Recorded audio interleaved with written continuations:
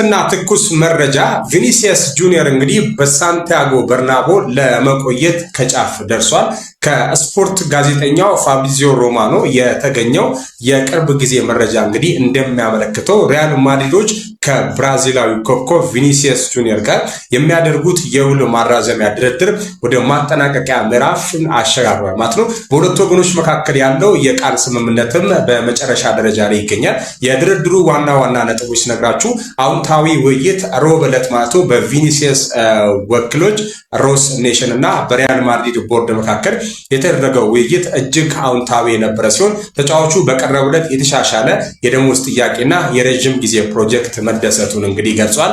የሆሴ ሞሪኒዮ እንግዲህ ሚና የክለቡ አዲስ አሰልጣኝ ሆሴ ሞሪኒዮ ቪኒሲየስን የቡድናቸው ዋና ማዕከል እንደሆነ በመግለጽ ተጫዋቹ በማድሪድ እንዲቆይ ያደረጉት ግፊት ለስምምነቱ መቅረብ እንግዲህ ትልቅ አስተዋጽኦ አበርክቷል። እንግዲህ አርሰናል ቪኒን ስንጠብቅ ነበረ፣ ያው አልተሳካም ማለት ነው። ነገር እስቲ መረጃውን ሼር አድርጉት፣ ቤቱን ፎሎ በገቢዎችና ጉምሩክ አካላት ላይ በተካሄደ የተቀናጀ ኦፕሬሽን 91 ተጠርጣሪዎች በቁጥጥር ስር መዋሉ ታወቀ።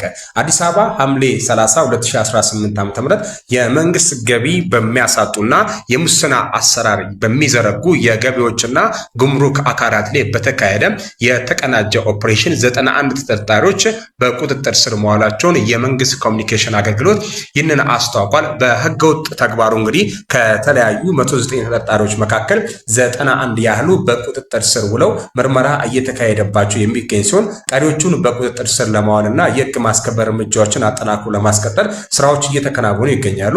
ተጠርጣሪዎቹ ተቋማዊ ኃላፊነታቸውን በመጠቀም ለግል ተቋማቸው ሲሉ የታክስ ውሳኔዎችን በማዛባት የመንግስት ገቢ እንዲቀንሱ ማድረጋቸው፣ ህጋዊ መሰረት የሌላቸው ሐሰተኛ ደረሰኞችን በስርዓቱ ውስጥ በማካተት የታክስ ማሸሽ ወንጀል መፈጸማቸውና የታክስን የፋይናንስ መረጃዎችን ከዲጂታል ስርዓት ሲስተም በማጥፋት የቁጥጥር ሂደቱን ለማወናበድ መሞከራቸው በምርመራው ተረጋግጧል። በተጨማሪም የተገኘውን ህገወጥ ገንዘብ ለማሸሸግ ሲባል የራሳቸውን የዘመዶቻቸውና የሹፌሮች የባንክ አካውንት በመጠቀም የተደራጀ የወንጀል መረብ ሲያንቀሳቅሱ እንደነበር ተገልጿል። ይህ አይነቱ ህገወጥ ድርጊት አገሪቷ ከመሰረተ ልማትና ከህዝብ አገልግሎት ልታገኝ የሚገባውን ከፍተኛ ገቢ በማሳጣት የልማት ፕሮጀክቱን የሚያስተጓግልና ህጋዊ ነጋዴዎችን የሚጎዳ ኢፍትሐዊ የገበያ ውድድር የሚፈጠር እንዲሁም የመንግስትን የዲጂታላይዜሽን ጥራትና የፋይናንስ ስርዓት የሚያናጋ መሆኑ ተጠቅሷል። የመንግስት ኮሚኒኬሽን አክሎ እንደገለጸው የተካሄደው ኦፕሬሽን የመንግስት ገቢ የማስከበር